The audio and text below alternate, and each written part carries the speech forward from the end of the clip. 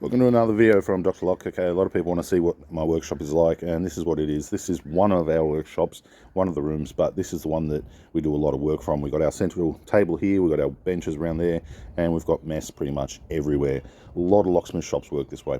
So why I've put this down as an apprentice video is because I'm going to tell you 10 things that are going to allow you to justify your job or to be in a position where your boss feels that you're not the one who wants to let go. With things the way they are at the moment and prices and things, a lot of locksmiths are losing their jobs. Being an apprentice is worse. So I'm going to give you a few things here to help you justify your job, help you stay productive in the workshop, keep your boss happy, and let's go through them and see.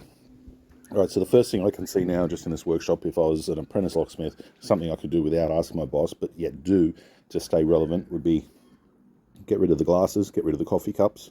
That's number one. Walking around now, we have a whole heap of cam locks here. See these cam locks? They're all the same thing. I would be putting them away. Key blanks into the key bin. You've probably got a key bin or a change key bin. I would be putting them away. Moving along.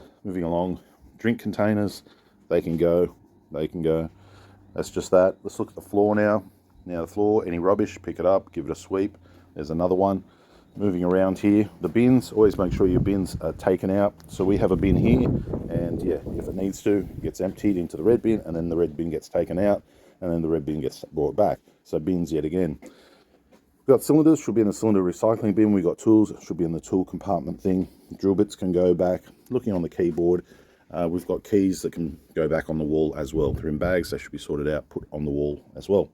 Moving along to the key machines. So we've got key machines that have been used daily, sometimes weekly, but you would be brushing down all the brass, and likewise goes for all the machines. If you've got extra time, very carefully take the drawers apart, lubricate them, clean them down with a brush, lubricate them with WD-40 and put them back. Don't lose any of the parts, they're super expensive. Moving along. More key machines just to clean up, and about that. Some of the other stuff here can't be sorted out as easy, but if you do find, rubbish and boxes, get rid of them.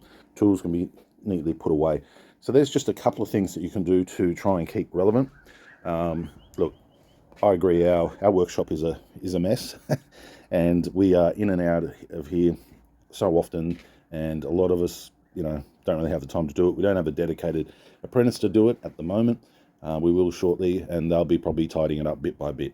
But as you see, the keyboard as well, one of the other things I did a lot when I was an apprentice was to make sure the keyboard looks good, because it's a presentation of your office or your workshop or your shop that customers often see. So dusting the keys down, that's one thing. Organizing them so they look neat and tidy.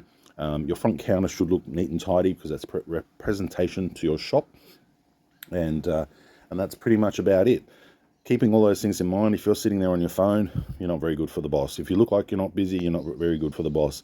If things are slow and the boss is wondering who to let go, you don't want to be that person. So using what I've told you there, like 10 or 20 things that you can do to keep busy and not need to constantly ask the boss, what do I do now? What do I do next? These are things that need to be done all the time, every time. And you just do it every day. If you've got a communal toilet, give that a clean, put some bleach on it, give it a scrub down, give it a hose down.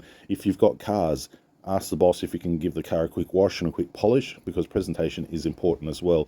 If you've got work vans that come in, ask them if you can just remove the bottles or remove some of the rubbish, and the boss will most likely say, yes, go for it. And that will actually make the boss happy, because it's something he's not having to ask you to do, something you're offering to do. And these are all jobs that need to be done daily to keep the ball rolling. Leave it down in the comments if you wish to add anything. But yeah, this is an apprentice video just to give you some ideas on what to do to stay busy in a workshop. Oh, and the floor. OH&S say we keep the floor clean, tidy, no tripping hazards. Our floor is a long way from it, so we're going to keep working on that. But yeah, floor clean, tidy, no tripping hazards. Tripping hazard, just as an example. Okay, thanks for watching.